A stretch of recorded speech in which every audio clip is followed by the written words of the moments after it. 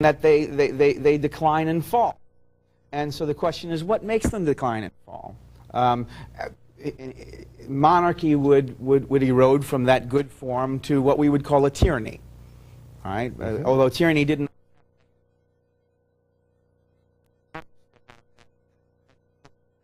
form of the rule by one.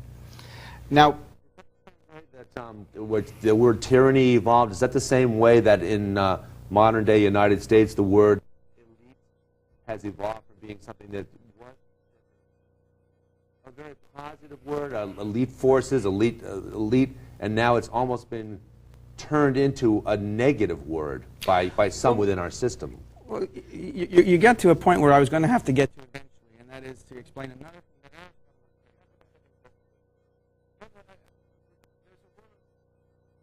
Aristotle said that most philosophical confusions and controversies come from misunderstanding of language. And he pointed out in some of his early logical works that there are things called homonymous terms. Now, I just said that republic and democracy are synonyms. Yeah. Two different words that have the same reference. They refer to the same thing or something very similar. Essentially the same meaning, synonyms, yeah. A homonymous term is one word with two different. Identical, like which, and which. Right, correct. Or two, and two. Two, and two. Or they can actually be spelled the same. And if you didn't recognize that a lot of these logical debates were falling into traps because one side was using word A that sounded like word B but to mean A, and the other side was using it to mean B, that you're not talking to each other, you're talking past each other, and you're missing the point. We see a lot of that nowadays. We see a tremendous amount of that nowadays where people are actually saying their sound bites that have become attuned to them, and the person they're talking to has already become immune to those sound bites. So when I say something to you that you want to shut out, it flies past you, and you only listen to it. And this, by the way, to just jump ahead 2,000 years to the present, is a lot of what political rhetoric has, the art of the gamesmanship of how to win power. It's about confusing people with words. About winning an argument rather than finding a solution?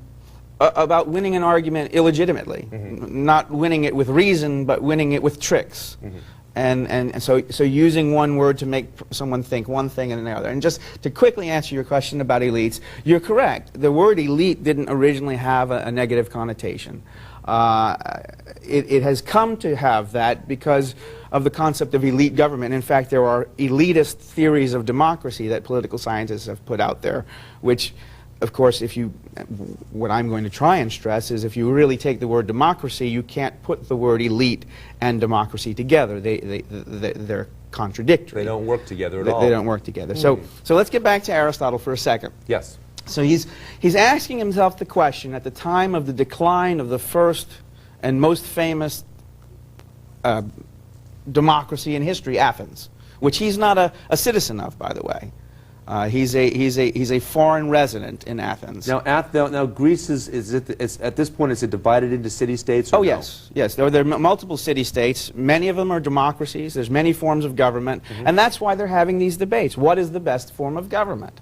Particularly because Athens, which was dominant as a power, and real wealth and riches and arts and culture, I mean, it was known as, Rome looked to Greece and said, we are going to be the new Greece. We are going, and then they thought they may have gone even further. And in some ways they may have, and in some ways they may not have.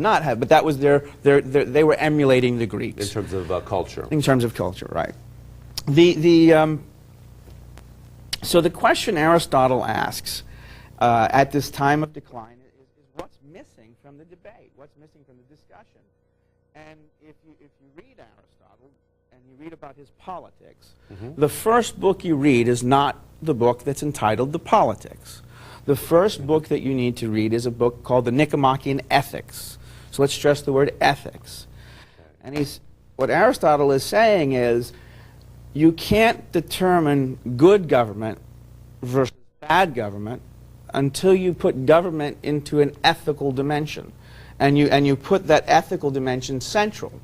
And what I'm going to try and show in our discussion here is how we have, as we've come into the 20th and now the 21st century, remove that moral ethical dimension from the political world, both in theory and in practice. And that is one of the things that is undermining the practice of what we are calling a democracy. And so Aristotle said there's two questions we have to ask. You know, we had this one-dimensional grid. Yeah. One person rules, all people rule, or somewhere in the middle. Let's add a second dimension of for what end? What are these people ruling for? So we're going from linear to two-dimensional. Right, so now we have, think of a 3-by-2 box. Okay. Right? And up in the top, we'll put monarchy, mad. Monarchy, aristocracy, democracy. Okay. And below it, the corrupted forms. Now, before I say what they are, let me explain what I mean by corrupted forms. What Aristotle said is the end of human life. If we really want to understand our existence and how to better ourselves, and let's use reason, let's understand nature, let's understand how we all fit in this. And he says the end of human life is eudaimonia, which is commonly translated as happiness. Eudaimonia. But it shouldn't be confused of, gee, I feel happy. Wow, I just stole $1 million and I'm spending it and it's making me really happy. That's not what he meant by happiness. I mean, a plant could be happy in a sense. A happy plant, I guess one way to say it would be one that is fully reaching its potential. It's got all of the nutrients, it's got all of the soil conditions, it's got everything, and it's able to fulfill what it potentially can be. And so human society and individual human beings should be looked at the same way. And the fulfillment of the human life is this concept of eudaimonia, the good life or happiness. And of course that means reaching our potential as human beings, and what makes us distinct from all other beasts, animals, is that we have the capacity of reason. With the capacity of reason, we have the capacity to make choices. With the capacity to make choices, we have the capacity to make good choices or bad choices, right choices or wrong choices. So we need to study what choices we make and why we make them and how we make them, and it's a learning process. To separate the good from bad choices, or perhaps good, bad, and something in between. Or, well, but it's the discussion of it that, in fact, Aristotle's ethical philosophy, which is known as practical philosophy, because it wasn't about obtaining knowledge of what the right thing to do was. It was about practicing that. Putting it into actual use. Because no philosopher, he argued, and I believe he was right, can say, here's a list of what's right, and here's a list of what's wrong, do this, and everything's great. You have to make those decisions each and every day as an individual and as a society. And it's important to always tie the individual and society together. They both have to be functioning in this way to really achieve what human potential is. So, just to simplify back, I mean, because I don't want to go too far down this and confuse people. So we have this 3-by-2 grid, mad at the top, monarchy, aristocracy, democracy, who rules, and then we have, oh, forgive me, we have the corrupted form, which I will refer to as tyranny, the corrupted form of monarchy. Oligarchy is the corrupted form of rule by some, and democracy is the corrupted form of democracy. Now here we get to the confusion. How could that be? Because there really weren't two words for the good form and the corrupt form. Now, I haven't told you what the good and the corrupt form were. The end, of course, is the common good, or eudaimonia. And I would say the common good in justice. The common good looking at it from the political side, what policies to make, where we ought to be going, and justice looking at it from the legal side. How do we repair damages and harms done?